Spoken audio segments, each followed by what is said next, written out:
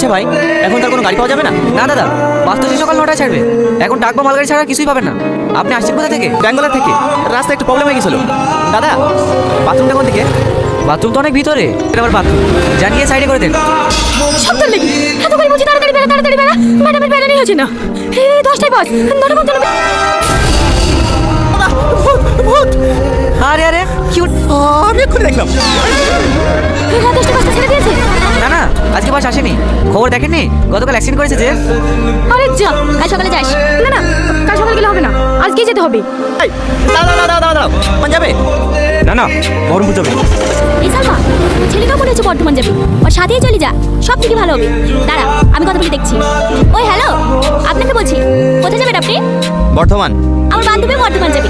এখন তো কোনো বাস নেই, কোনো একটা মালগাড়ি থেকে দুজন একসাথেই চলে যান, হবে না? ঠিক আছে। দেখি তাকান।